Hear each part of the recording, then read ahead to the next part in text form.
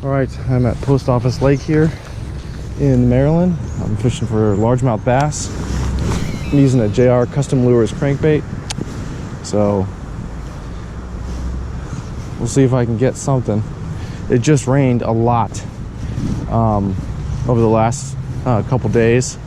So I don't know if the fish are gonna be able to even see my lure down here in this lake. It looks pretty murky, but I'm gonna try anyways because I got about an hour to fish, so why not? I'm gonna do a catch and cook largemouth bass one of these days.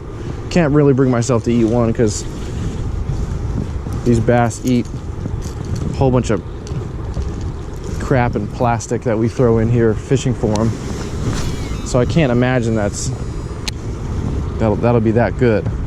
But one of these days I'm gonna do a catch and cook largemouth just to see what they taste like. I know some people get kind of offended by it, you know, oh, put that fish back so someone else can catch it. Well, okay, there's millions of largemouth bass in this country, so I don't think we're in a shortage of them right now. So I think, you know, people can you know, catch and cook a largemouth bass every once in a while. I don't think it's going to kill the spot or the population of bass. You know, they're not sold anywhere. You don't see them in restaurants like largemouth bass anywhere. So I don't think that they're going to go extinct anytime soon. So I think people need to get over that. But you can't do a catch and cook for a largemouth bass.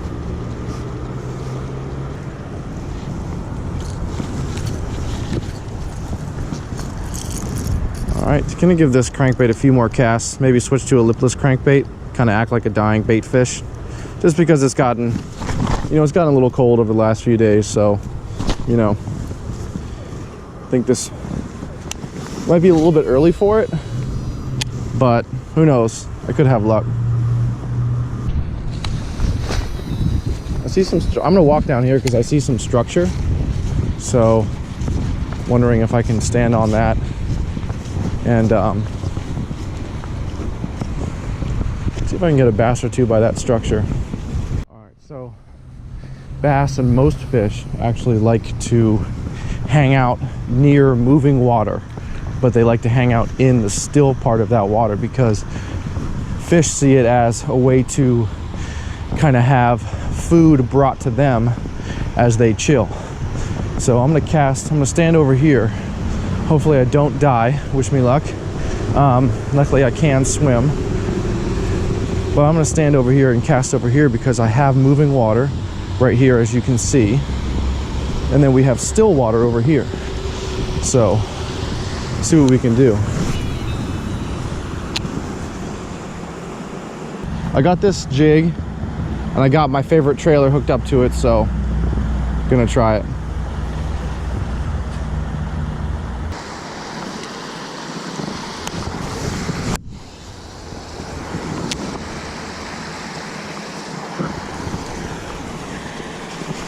Oh, yep, got a fish. There we go. That's nice. Right on the fall too. There we go. So lucky, switched up to that jig. Kind of happy about that at this point, but kind of a sad looking bass. But hey, you get what you get, you know what I mean? Got it on this jig on the fall, so gonna try to get this hook out of its mouth and set it free. There we go. Okay, not a bad looking bass on the jig. Okay, buddy. This is actually like a decent size. I would call it's called Post Office Lake. I don't know why. It's extremely small. Like this is it. This is what you see here. Basically just a pond.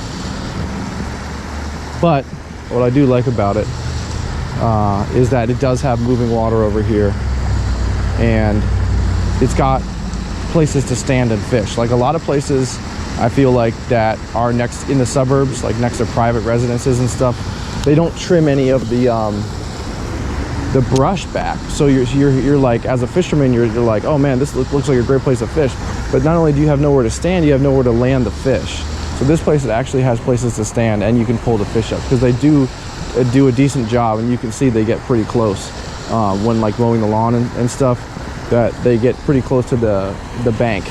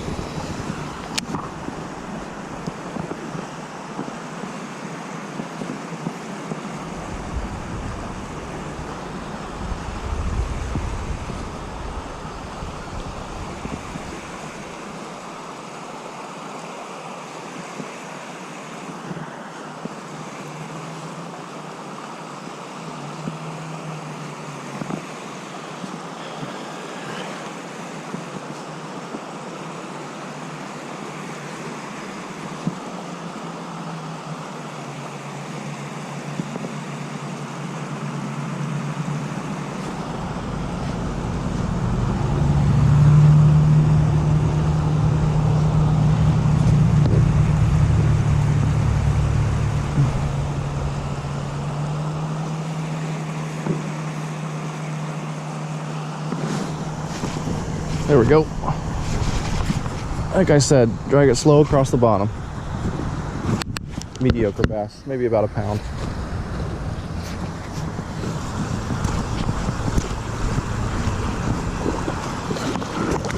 Oh, that's a decent bass right there, boy.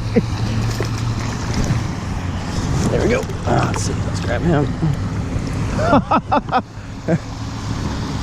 That's on the jig. That's on the jig. That's a nice bass. I thought that was going to be a pound, and ended up being a lot bigger. Damn. That's a nice bass. Let's get a weight on it.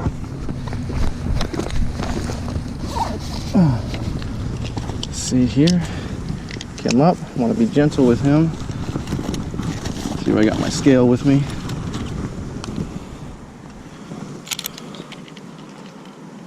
Okay.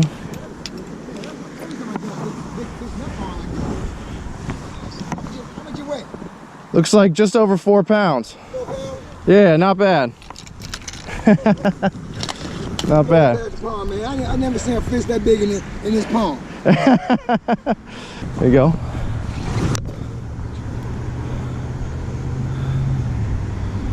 Yeah.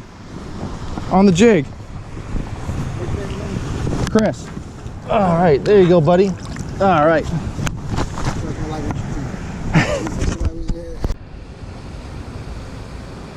All right, decent bass, just over 4 pounds. Met a really nice guy in the process. So overall experience here at Post Office Lake is pretty good so far. I like when you got nice people out there. Didn't hurt the bass, that's the biggest thing.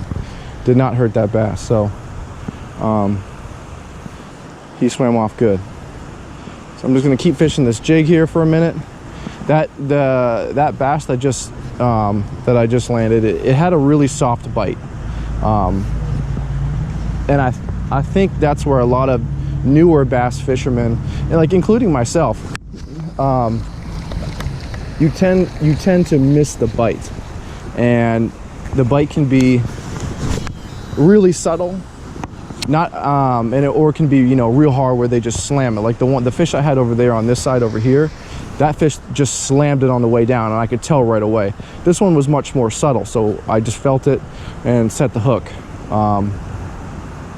And as you saw, you know, that fish being that size, it could have easily slammed my lure and, you know, taken off with it, but it didn't. It just hit it real soft. It's probably because it doesn't have much competition here, being a bass that big. Like you heard, the guy that I just spoke to said, I've never seen anyone catch a fish that big over here in this pond, and he grew up here.